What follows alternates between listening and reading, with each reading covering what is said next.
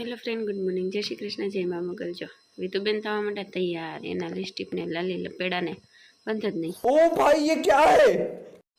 એ બધું તો પતી ગયું। જો પતિને બધાને મોરગાડીમાં બેસી ગઈ હતી, હું તો હજી બહાર લોક મારતી હતી। પછી તો આપણે શું વાર જવાનું, બહાર જ જવું હોય તૈયાર જ રહેવાનું ને। પછી તો અમારી સવારી નીકળી ગઈ હતી રોડે, ઊભા રોડે સીડાતા હો। ये तो लेटेस्ट न्यूज़ है। એટલે કે ખોટું થોડું કીધું, ઊભા રોડે જ આપણો રસ્તો હતો, આડા રોડે નહોતો। પછી અહીંથી આડા રોડે આવ્યા ને એટલે આપણે જ્યાં જવાનું હતું ત્યાં પહોંચી ગયા। ફરવા નહીં હો, પણ હા હજી ફરવાનું બાકી છે। હા તું મારા જેઠનું ઘર, કારણ કે ત્યાં આપણે બેસવાનું હતું, હજી એક બીજા મોટા જેઠ છે આવવાના હતા ને એટલે અમે અહીંયા આવ્યા હતા ને। અહીં પછી બધા બેઠા ને લંબાઈ આવ્યા ને કોઈ પોરો ખાધો ને અમે બેઠા હતા બધા, અમે લોકો વાતો કરતા હતા ને જો વિધુબેન વિડીયો ઉતારતા હતા। બસ પછી થોડી વાર બેઠા ને ચા પાણી પીધા ને બધા આવી ગયા ને પછી અમે લોકો નીકળી ગયા હતા પોતાની રીતે ડાકુ બનીને।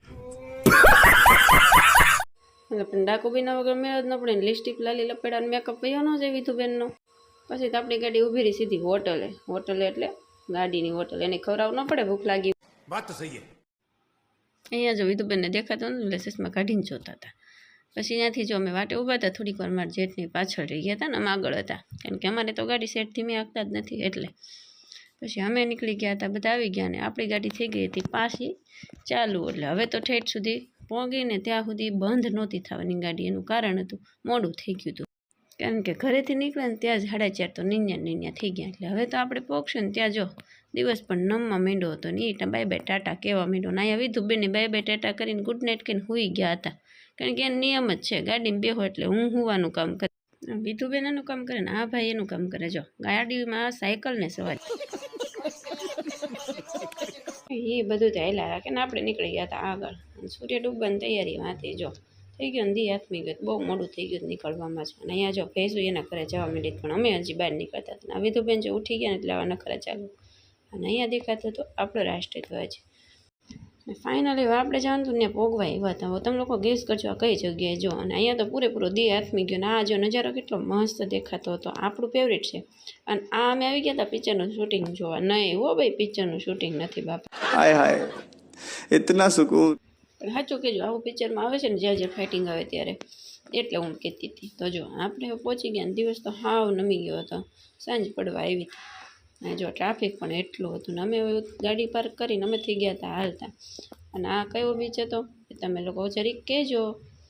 પછી જો વિધુબેન આગળ હાલવા માંડ્યા છે અને અમારે ફોટા પાડવાની ઉતાવળ હતી, કારણ કે સૂર્ય ડૂબી જાય ને પછી ફોટાનો નજારો નહીં આવે, તો એ ફોટા પાડવાનો ટાઈમ જ નહોતો રહ્યો। આગળ જોજો તમે શું થાય છે નહીં અમારે, પણ આ 2 થી 3 ફોટા વિધુબેનના પડી ગયા બહુ મસ્ત, જો છતાં હવે પહેલાં જ પાડી લીધા હતા, બાકી તો અમારું બધું ધક્કો માથે પડ્યો એવું થયું ત્યાં ગયા ને એમાં। આમથી આમ ફાફા મારવા મળ્યા ને ત્યાં સૂર્યનારાયણ એના ઘરે વહી ગયા, પણ અમે લોકો ઘરે નહોતા ગયા, અમે હજી ત્યાં પોગ્યા હતા, કારણ કે ત્યાં હજી પોગ્યા ને ત્યાં જ દિવસ નમી ગયો। પછી તો જો 4 થી 5 ફોટા માંડ પડ્યા, એ જેવા તેવા પડ્યા, બહુ નહોતા સારા આવતા। પછી જો આવું થયું, જોયું ને આ સાયરન એનું હતું કે હવે બીચ ખાલી કરો, દરિયા કિનારેથી બધાને બહાર કાઢે, કારણ કે સાંજના સમયે ભરતી આવે ને દરિયામાં। ના જો વિધુબેનનો મૂડ જરાય સારો નહોતો, એની તબિયત સારી નહોતી।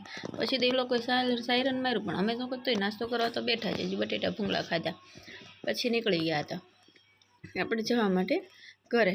જોકે ઘરે જતાં પહેલાં પણ એક હજી મંદિરના દર્શન કરવા અમે લોકો રસ્તામાં ઊભા રહ્યા હતા, એ હમણાં તમને દર્શન કરાવીશું। જો વિધુબેન બેસી ગયા હતા ગાડીમાં, એના હાથમાં તો મેપ ચાલુ, જોયું ને મેપનું કામ વિધુબેનને જ આપ્યું હતું અમે લોકોએ। ત્યાં રાત પડી ગઈ, આમ જો ઊંટ પણ ઘરે જવા નીકળી ગયા હતા, અમે રાત રોણિયા મોડું કર્યું। હવે જો આ દર્શન કરાવવાના હતા, મેં જે તમને કીધું હતું ને એ જ। કોણ અહીંયા જઈ આવ્યું છે ને, આ મોરા ટેકરા હનુમાન દાદાનું મંદિર છે ને, બહુ મસ્ત જગ્યા છે, એકદમ શાંતિપ્રિય અનુભવ થાય ત્યાં જાઓ ને તો।